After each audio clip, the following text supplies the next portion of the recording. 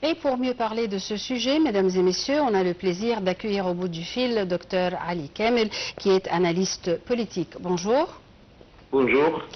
Alors, vous pouvez nous parler de cette flottille, de l'idée de la flottille et comment elle doit servir les Palestiniens assiégés à Gaza? Eh bien, le rapport de force entre Israël, actuellement isolé, et le monde entier, fait penser que les 400 personnes sur les navires qui cherchent à bloquer et arrêter les blocus, est à la fois humanitaire pour aider les enfants, les vieillards, les malades, etc., mais en même temps, c'est une mission politique et diplomatique, et elle doit, en quelque sorte, être accueillie par Israël pour faire une paix durable sans l'usage de la force. Parce que comment peut-on imaginer une paix durable sans l'usage de la diplomatie? Ils sont les modérateurs, où ils sont les modérateurs dans Israël?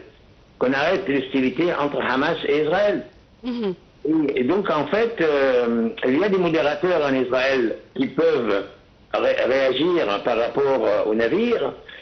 La question de éthique aussi se pose ici, puisque le Torah et le Talmud et les déclarations des enfants d'Abraham sont bafouées ici. Parce que si on n'accueille pas ça, c'est des enfants d'Abraham qui viennent pour arrêter le blocus. Alors, pourquoi on parle souvent des enfants d'Abraham et des Torah et des Talmud et des éthiques, et qu'on parle sans arrêt de Holocauste? Alors là, c'est un deuxième Holocauste. C'est incroyable. Et donc, si Israël souhaite la paix, il faut que les modérateurs, comme Shimon Peres et ceux qui ont participé dans la réception d'Anor Sadat au Knesset en 1977, puissent donner leur avis. Et je pense que l'événement a suscité des réactions sanglantes et hostiles de la part de plusieurs pays, dont la Turquie, la Colombie, et il y a même si j'ai bien compris, sur le bateau, une Suédoise qui s'appelle Greta Thunberg, qui est partie en Espagne pour arriver sur le bateau aussi au mois de septembre pour rompre le blocus imposé par Israël à la bande de Gaza. Et donc, si vous voulez dire ils seront expulsés vers l'Europe, ça veut dire que ici, c'est le rôle de l'Union européenne. Vous savez, Giorgia Meloni a modifié ses points de vue en Italie. Vous savez que Macron a reconnu la Palestine, l'Angleterre, d'autres pays. Et donc, ici, Israël, elle ne joue pas bien la diplomatie. Si Amnesty International dénonce un acte d'intimidation, si les gens disent que c'est une attaque illégale, si l'interception, on appelle entre guillemets crime de Berat, ça fait rire, en fait, il faut que la situation change. Ça change. Il faut que ça change.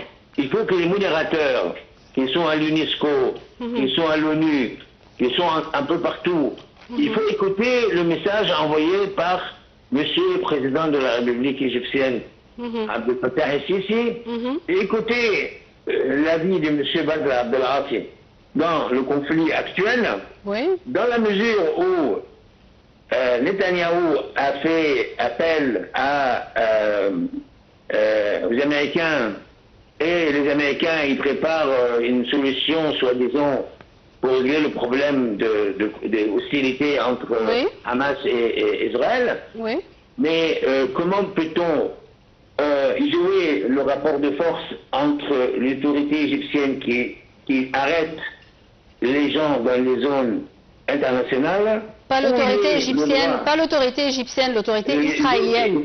Israélienne, oui. Oui, ils sont à 150 km d'Israël, donc ils sont arrivés à Matour, je pense, et puis ils sont partis en Israël, et si j'ai bien compris, il y aura un combat si ils pénètrent dans les zones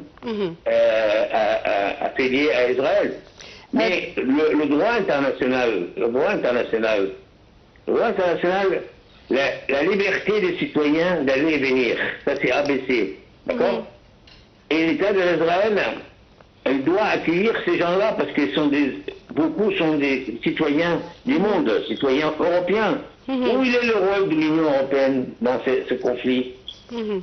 Et ces gens-là qui sont partis d'Espagne, et d'ailleurs les Espagnols sont hostiles à Israël actuellement, comme les Colombiens, comme les Turcs, comme plusieurs... Ils sont hostiles à la politique israélienne.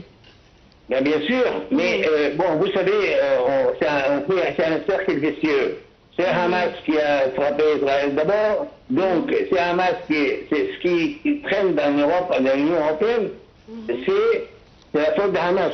Et si on continue à dire c'est la faute de Hamas et on n'arrête pas le massacre, et on va dire le génocide, comme on dit, génocide, on appelle ça génocide. Oui. Si on n'arrête pas les génocides, soit disons actuels, on va être envahi par les médias du monde, par des fausses déclarations partout.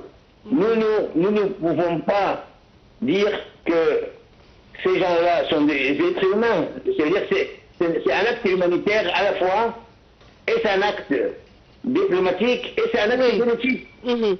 Docteur Ali Kamel, je répète que vous êtes analyste politique. Merci beaucoup pour vos éclaircissements. Mesdames et messieurs, je vous présente maintenant le magazine du tourisme.